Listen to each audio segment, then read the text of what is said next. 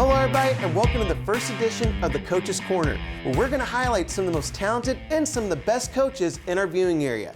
And what a place to start them right here at Truman State University. Today, let me introduce the man of the hour. We have Coach Theo, the women's basketball head coach here at Truman State University. Just going to introduce this man a little bit real quick. He is the first ever African-American coach in Truman State history. He has the third most wins in program history for the women's basketball team, and he has over 10 years of coaching experience at the college level. So let's not waste any time, Coach. Thank you for your time here today. Let's get started. How did you start your basketball career? Where did it all begin for you? It all began back in 2008, 2009 range when I was a student here at Truman. One of my best friends, Brian Austin, who's now the head girls coach at Lee Summit North High School, got me into coaching.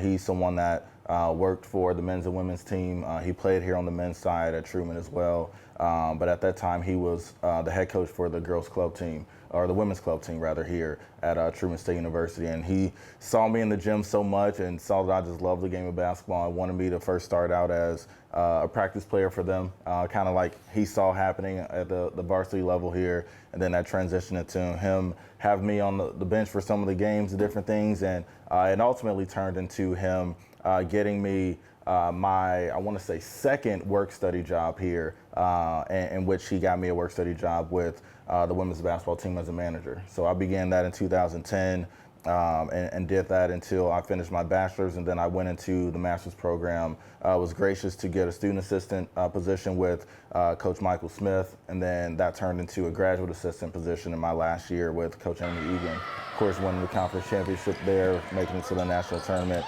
It helped me get an assistant boys job at Lansing High School out in Lansing, Kansas, working for Rod Briggs, who is the father of Amy Briggs, former point guard here and also my former assistant here. And then I spent 2 years with him at the boys level. Coach Egan allowed me to come back to be her assistant. Did that for 3 years, and then in August of 2019, I became the interim head coach, which later turned into me being named the full-time head coach here for women's basketball at Truman State. And kind of starting all the way back for you. Yeah. How did you go from being in Chicago to ending up here in Kirksville? How did you end up here at Truman State? Luckily, I was someone who had parents and family who believed in academics, and I was able to get a full ride here to Truman on the academic side. And then, for me, being someone growing up in, the south side of Chicago, and, a lot of times for us, you want to get out, and, the two best ways to get out are either through sports or through academics. And I was blessed to have a family who just instilled academics and high academics in me, and allowed me to get an offer, a scholarship offer to come here. And honestly, I was someone that just wanted to go wherever, to whatever school gave me the most money. I didn't want to pay a lot for college and different things like that. So it allowed me to come here. I had never heard of Truman. I had never heard of Kirksville, Missouri. I don't think I had ever been in Missouri before then. And, for it to be now going on 15 out of 17 years that I've been a part of this university, a part of this town, this community, has been a big blessing for me and my family. You talk about how you started off as a student manager here. Tell me a little bit, why did you want to do that during your time here at Truman? Why was it something you wanted to do for the game of basketball? Absolutely. I just love basketball. I grew up in the 90s watching Michael Jordan, played against Derrick Rose in high school, played against Dwayne Wade's brother in high school. Like, I love basketball. And for me, unfortunately, I wasn't given the opportunity to play collegiately, but that didn't stop my love. It actually grew my love for basketball and actually allowed me to learn more about basketball than I think I would have if I did play collegiately, because I had to be the reason I went to the gym. I had to be the reason I got better, and it was truly that drive in me that allowed me to learn more and more about basketball. And being someone who was a graphic design major, we're in the locker room, which 95% of these graphics in here I did when we renovated. I knew that I didn't want to work 40 hours a week sitting in a cubicle. And the next best thing for me was to just remain around basketball. That's all I had known at that point, having done 2 years being a manager. I knew I just loved being around the game. I knew I loved being around the game of women's basketball specifically. So that's really what drove me, is not wanting to sit in an office all day. It's like, all right, I need to find another way and be around something that's truly a passion of mine, something that's truly something that I love to do, and something that I can do for years and years and years, and not just something that I do for a summer and then I'm fine. Can really see the talent here. Just look at this locker room around us. And what did you ended up going to the high school ranks after your time here as a student? How did that happen? How did that opportunity come up to you? Honestly, it's just relationships, and coaching, and I think just in life in general, a lot of times it's about who you know. Having Amy Briggs here for those 2 years as a player here, having her be an integral part of that conference championship team, her dad, her parents were here all the time. So they grew to know me as a person, know me as a coach, and she reached out to her dad. It's like, hey, Theo wants to get into coaching. I had already moved out to Kansas City at that point, was trying to find a job, and he reached out to me and said, hey, I heard you want to coach. Come out to one of the summer practices. I showed up to boys practice, I think it was in June of 2014. I showed up to a practice, watched him practice. I didn't think anything of it. At the end of practice, he goes to huddle up with the team, and he goes, all right, guys, want to welcome you and introduce you your new assistant coach, Theo. I was like, wait, what? Wasn't anything I expected. It was huge. All I wanted was someone to believe in me. And it was a great opportunity for me. I got to coach the JV team for those 2 years, so really get a footing of what it felt like to be a head coach and call your shots, run your own practices and different things like that.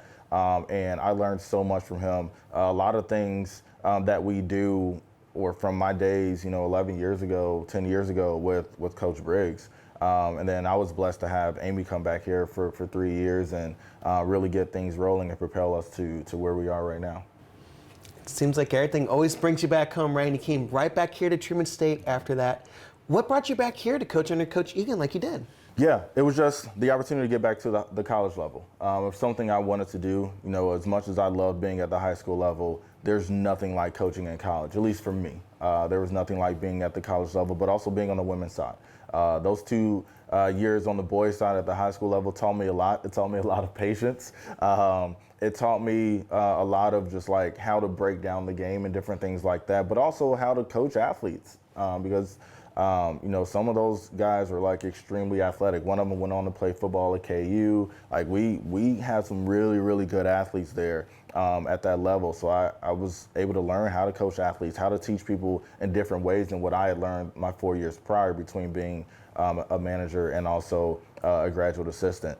So having this opportunity come, it was around like April of 2016, I actually called Coach Egan and wanted to see if she had an interest in me coming back, wanted to see if she already had a short list of candidates and different things like that, and told her I truly was interested. And 2 days before my wedding, we did a phone interview. For I think it was about an hour and a half, we did a phone interview, and Coach Egan was at my wedding, and when I saw her, I said, you can't come to my wedding and not hire me. So she actually hired me about 2 weeks later. And I began here, I believe it was June 7th of 2016, was able to come back home, a place that I met my wife. We both have 2 degrees from here, and we're raising our 2 kids here and everything. My mom lives with us here and everything now. So it's a place that has been a huge part of my life, a huge part of my growth and development as a person and as a man. And it was a very easy decision to come back and wear some purple again. And you brought up your family. I really wanted to talk about that, so we'll come back to your coaching in a sec. Yes.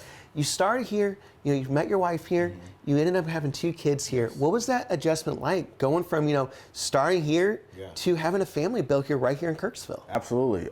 It was a change, for us, being in a position where, we're in rural America raising 2 mixed kids. It was something that we had to decide that, like, all right, we're going to do this. We're going to and involve not only ourselves but our kids in this community, a community that's loved us, and it's been amazing. And being in a position where we're able to do that, being in a position where our kids are just learning and growing and treating everybody the same, like we were taught growing up. Like I was taught, in Chicago, going to private school for 12 years. Like I tell people all the time, my best friends growing up was a mixed kid, 2 white twins, and an Asian kid. Those are my best friends growing up. That's all I knew was everybody's the same. You treat everybody the same. So putting our kids in an environment to where they can teach people that and where they can learn that as well, but also having a place where we're still close to where my wife's from. My wife's from Quincy, Illinois. So we're still able to get our kids around family. Their family's able to come here and see them all the time. My parents, before my father passed last April, were here all the time and everything as well. So now having my mom here, it's a change for her. She grew up in Chicago. All my mom knows is Chicago. So coming here and coming to a slower paced environment was a big shock for her.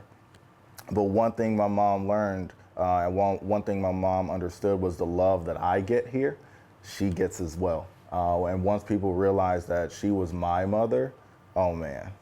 Like, she's like, Theo, everyone knows you. I was like, yeah, I know. I know. Like, it's like, I don't treat myself like a big deal by any means, but I think it was her first opportunity really realizing that, like, people here love me. People here care about me. People here care about my family. And they're going to treat her with that exact same respect. And she's loved that. She absolutely has loved it. She's involved herself in, whether it's Kirksville Child Development Center or involving herself at Faith Lutheran or the Crossing Church, like my mom has been, or the Aquatic Center. My mom's been extremely involved, and she's creating her own group and also creating her own home here in Kirksville. You talked about you are a big part of the Kirksville community. I see you around all the time, it feels like. Why was that something you wanted to do, to be not just a coach, but be a part of the community here in Northeast Missouri? One, because I think it's important for people to understand, honestly, and this probably wasn't the way we wanted this conversation to go, but it was important for me to be someone to show people that how they portray young African-American men on TV and movies is not who we really are. What you hear about people from the south side of Chicago and different things like that, there are bad parts everywhere. There are bad parts of Kirksville. There are bad parts everywhere. However, it's not okay to stereotype people. Like, you can truly get to know some people and learn about people and realize that, like, we're from different places, but we're the same. So that's one thing that was really important for me, and something that President Thomas thought was important for me to like speak up about and different things as well. When we did the town hall, during COVID and different things like that, she thought that was extremely important for me to truly tell my story. And like, she's like, Theo, we love you here. Like, people embrace you. And at that time, like, I truly got to see that and feel that. So being here and being in this environment, that was something that I wanted to just continue to show that, like, yes, I am a young African-American man from the south side of Chicago, absolutely. But I went to private school for 12 years. They don't talk about any of that on TV or in movies. That, like, yeah, we still get a great education too. We still go out and do great things. We love to cook. We love, all the different things that a lot of people love to do, like, we do too. And I'm gonna do that for this team and show them that as well. I don't think they could have picked a better representative. How awesome you are, easy to talk to, and what a leader you are for this team. And you led the way into a new era here at Truman State. You were the first African-American coach in school history for the entire school. What was that like for you when you found out that you're going to be the first? I don't even think I really realized it at first. I've been here so long, and you kind of just get used to what you know. And then once it was a former assistant football coach, Coach Thomas Kearney, TK, came and told me, he was super excited for me. He was like, hey, like, you're the first. I'm like, yeah, It's like, no. In school history, it said, oh, I thought I was just the first for women's basketball. I knew that. I knew the history of women's basketball. He's like, no, you're the first for this school. You're tearing through the ceiling.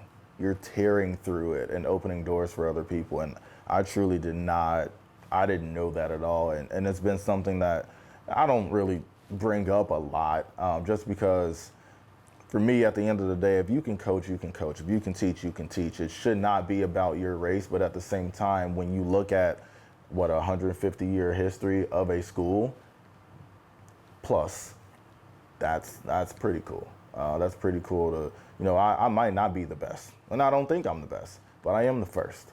And I do think that's pretty cool.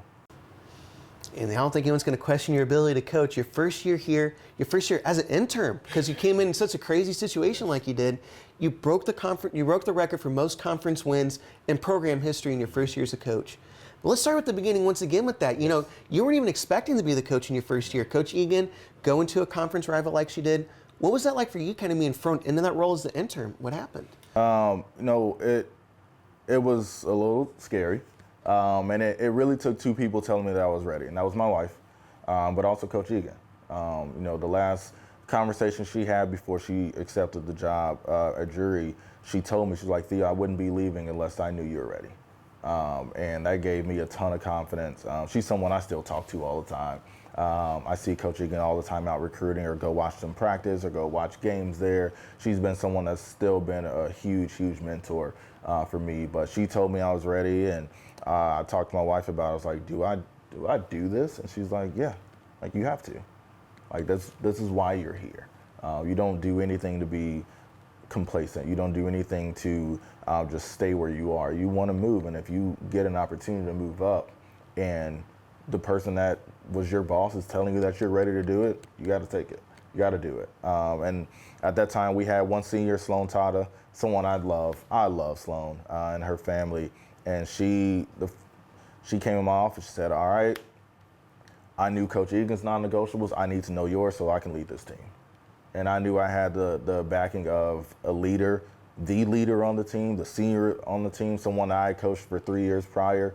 And she's like, we're going to do this. Like, we got you. And to go out and win 20 games that year in the regular season, win 16 games in conference, be the only team in the conference who won, or one of two teams in conference who won 20 regular season games. Like, what the heck is going on? It was definitely almost a blackout moment for the whole year, honestly. You're just, you're showing up, giving everything you have, teaching these players how to be great, teaching them how to believe in themselves, letting them know that we believe in them, and to do everything with just me and a GA and a student assistant. I didn't even have a full-time assistant that year. But we banded together. We were going to go out and just shock everybody, because everybody underestimated us. And it was such a fun year. Such a fun year. I've actually, the last couple of weeks, have been watching a lot of those games from that first year. And like we believed when no one else did, and we were able to go out and just make history. And you're only the second coach to come in your first year and get 20 wins. Mm-hmm. What were you feeling when you heard that interim tag was taken away and you were officially named the full-time head coach? Yeah, it's another thing I didn't know was coming, to be very honest. I had gone into Jerry's office, our former athletic director, to ask him about travel, because we were about to travel that next week. And I want to say it was either a Wednesday or a Friday. I had gone to his office. I think it was a Friday. I had gone to his office. We were about to practice in an hour, and we had travel coming up the next week. And then I'm learning. It's January. I'm learning. We're about to start the Heart of Conference, so I don't really know what's going on. What can I do? What can I spend? All these different things.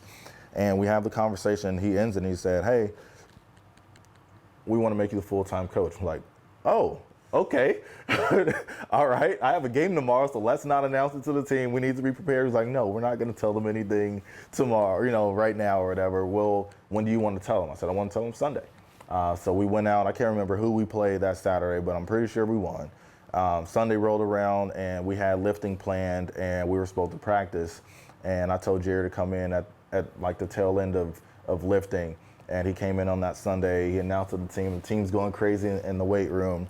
And then they went even crazy when I told them that practice was canceled and we were going to go bowling to celebrate. So we took them bowling and had a ton of fun. And it was something that, I told several people going into that year, they're like, "Are you shooting for the head, the full-time job?" It's like, I don't care. I'm just here to buy into these girls, teach them how to buy into me, and to win. That's it. That's all I care about. If I get the head coaching job, great. If I don't get it, great. Then I have 1 year that I've been a head coach, and that's going to help propel me somewhere else. And getting it removed wasn't necessarily a weight off of my shoulders, because it wasn't a weight that I put on my shoulders. I just wanted to go out and have a great season, and whatever happened, happened. It seems like you had all these unexpected things get thrown at you, and then COVID hits at the end of your very first year. Absolutely. What was that like as a coach, kind of, you're a first-year head coach. What was that like navigating when you're already kind of trying to learn how to coach through this unprecedented times? Yeah, it was a time that it was tough. One, because we didn't know what was going on.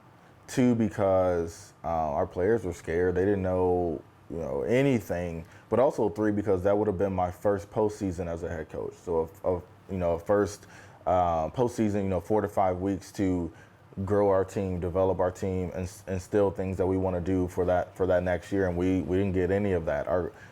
Half of our team didn't get to work out in the summers and different things like that. So it was a very tough time. Luckily, the NCAA allowed us to work out with our players over the summers and different things like that, do voluntary workouts. So I got the opportunity to go out. I drove out to, my wife's just backbone of everything I do.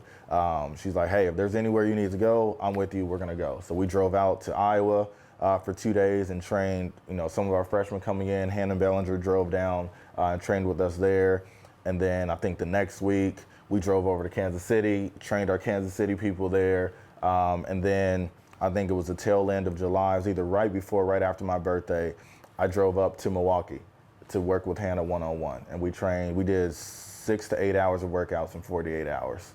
And then that next year she was an All-American at age 19, which I thought was amazing. So it was a time that was tough navigating, but it was a time that allowed me to build relationships that I wouldn't have had opportunities to build if I wasn't able to go out and just show these kids that I cared. I still wanted to help them. I still wanted to show them that, all right, COVID is taking this away, but I'm going to help you in any way that I can. And it definitely helped us going into the season for sure.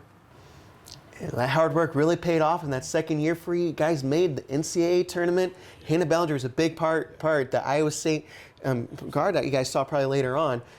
What was that like in your second year to be able to have so much success after all the stuff you had to go through just to get to that point? Yeah, we had great leadership. You had Tiffany Davenport, Katie Jasickas, 2 huge leaders, captains, seniors on our team, and they were the biggest pieces. They're the ones that were consistent, showed everybody how to be consistent. Hannah's a sophomore, so she was still learning how to be consistent. And Tiff was the unsung hero of that team. She's someone I'm still upset about her not getting an all-conference selection that year, because she led the league in assists. We led the league in assists because of her. She was one of 3 players on my team that were, I think, top 15 in the NCAA in minutes. I think Katie Clucking, Hannah Bellinger, and Tiffany Davenport, I want to say they all led the league in minutes per game. And Tiff was the unsung hero, just someone that was a vocal leader, someone that was just huge for us, and someone that she wanted to go out on top. She wanted to go out on top. KJ wanted to go out on top. Hannah, KK, like everybody wanted to go out on top. Sloan was a GA for us this year. Dawson was here, for us as student assistant. Briggs was here. That was Briggs' first year for us here. So we all, we're like, COVID's not going to stop us. If we're only going to be allowed to play conference games this year, then we are going out there to win every single conference game, because we want to make the national tournament. We don't want to be the team that uses COVID as an excuse to not still go win.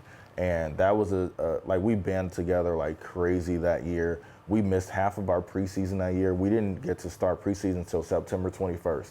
We normally start October 20 or August 21st. So we started preseason a month late, but those captains were holding captains practices. They were going over to Brashear Park and playing outdoors over there. They didn't let anything stop them from accomplishing what they wanted to accomplish. And though we didn't walk away with a ring or a trophy or anything, we did become the first team to win a division championship. We won the Central Division Championship that year. We made it back to the conference championship game for the first time in, I want to say it was 7 years.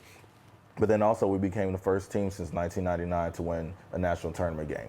So we did accomplish a lot of things that year, along with having the first All-American, I think, since 1999. So it was such a fun year. It was a difficult year by any means, but we made the most out of it for sure. I think I saw we're getting close to running out of time here. So let's just end it on my favorite question I always want to ask. You had all these accomplishments. You've coached so many talented players. But if you could describe your time here at Truman State University with one word, what would it be and why is that? It would be rewarding because at the end of the day, I know I earned the right to be in a position that I'm in. I know that my time here, everything I went through, whether it's being a manager, all these different things all on up, it was difficult. Being in a position where you're not getting paid, being in a position where, you win a conference championship, but you can't get a call back for an interview, even to be a high school coach, all these different things, but everything that it took from 2010 to 2019 for me to become a head coach, it all paid off. It was all worth it. And to do it in a place that I have 2 degrees from is really just the cherry on top. What a time it's been, Coach. And I really appreciate you taking the time here today.